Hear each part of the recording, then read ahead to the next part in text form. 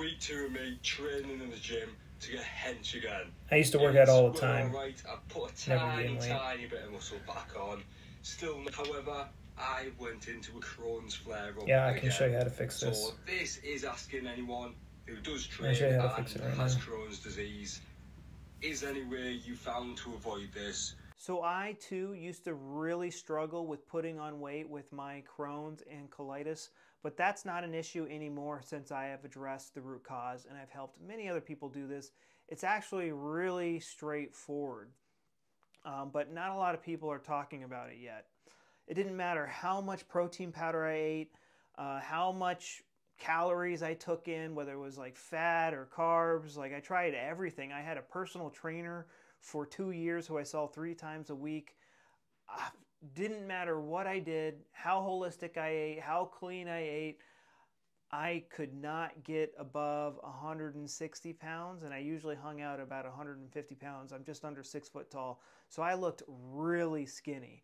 I felt super self-conscious around girls.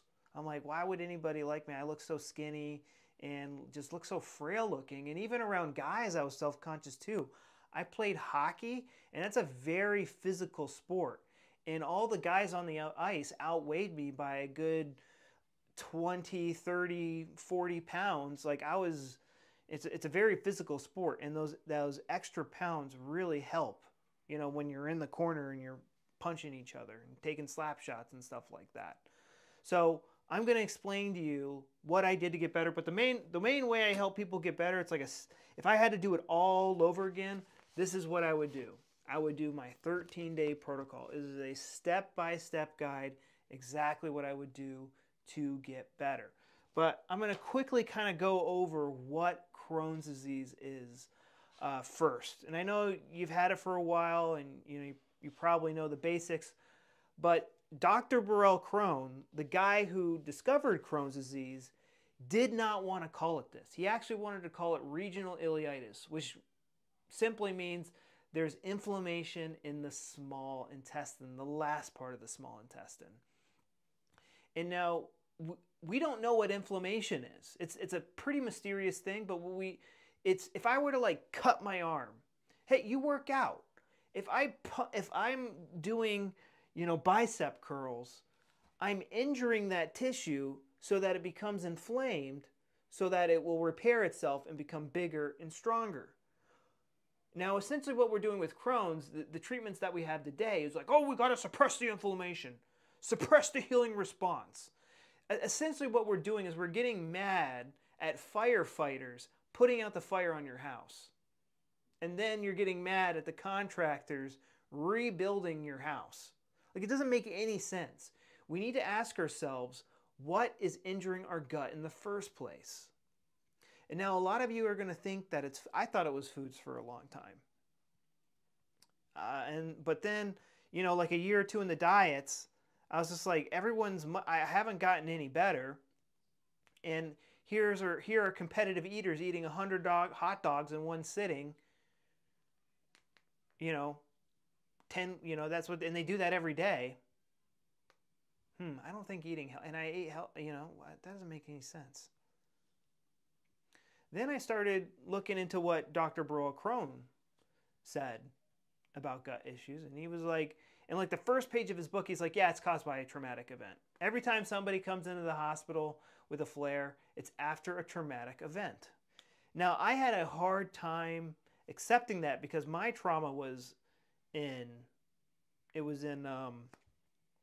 childhood, being like taking off, like seriously, it's like being ripped away from the Nintendo, like while I'm playing Super Mario or Turtles in Time on Super Nintendo.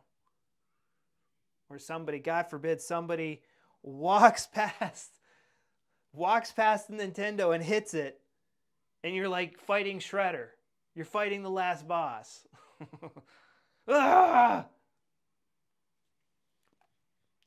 Kids are very sensitive. And, especially when, you have like strict parents or something like that, or you have like a really nasty teacher. But most of the traumatic events, so I had to go deep into my past. So it was like harder for me to see. But some people was like, Okay, I got Crohn's 2 years ago, and it was when my girlfriend slept with my brother. Clear as day. A lot of people, it's very straightforward. It happened when, you know, they fired me at my job. I failed school, and I lost a scholarship. Something very specific. That is putting your gut in and out of overdrive. I was going to show you more all the details, but it's as simple as that. So let's use the example of my conflict shock being my brother walking across the Nintendo as I'm on the screen, right? And then he hits it and it goes, bling.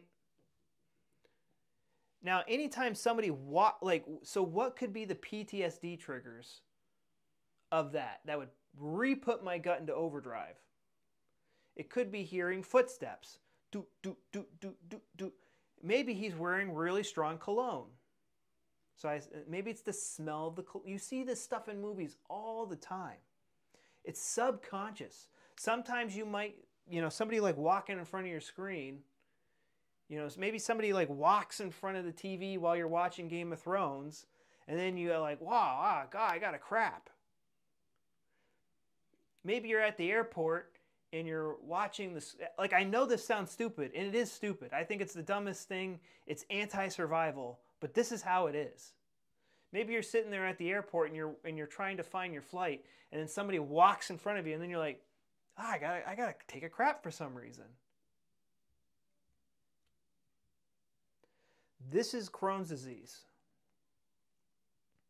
And depending on what the conflict is, for most people, I see that it's like relationships, and that's like up and down, up and down, up and oh she hates me. Oh, she's sleeping with my best friend. Oh, she does. Oh, she says she loves me. Oh, now she says she's leaving and she's taking the dog. Up, back and forth, back and forth, back and forth. That can really cause havoc on somebody's gut, depending on what the situation is. So it's solving this conflict that's causing you a lot of stress. And you might have like 10 things in your life stressing you out, but only 1 or 2 of those things is putting your gut in and out of overdrive. Now, the way that I help people do this is, and even if I were to do it all over again, is my 13-day protocol. There are so many new things you need to learn, and your brain can only handle so much change at once. This is your ticket for getting better. So on the sales page for this, I have like a video that kind of explains what's in here. It's better than programs I've seen people spend $3,000 for, and then they got to pay $500 a month for some stupid supplement that doesn't. I have some supplement that I do recommend, like nutritional wise, but you can get better without supplements. You don't need, like, you're not sick because of a lack of, like, how many friends do you have that do nothing but abuse their body, get blackout drunk every weekend, and they're 10 times healthier than you? I'm not saying all stress causes disease. I'm saying your Crohn's disease started after a stressful event. And until we get, it's stuck in the subconscious, especially if it's been more than a few years. It's stuck in the subconscious, and a lot of times we just have to bring it to consciousness, become aware of it. You see it in movies. I swear, it's in every single movie where the main character has PTSD. We bring that trauma and its PTSD reminders. We just see them, and this all goes away. We're one thought away from stopping putting our gut in and out of overdrive. And I show you, and I take you through this. I made this with an NLP and hypnosis expert. The exercises on this in my program rewire the brain, rewire the neurocircuits, and you could only do that through thoughts. I'm sure there's other ways you could do it, but that's the most. That's how I do it.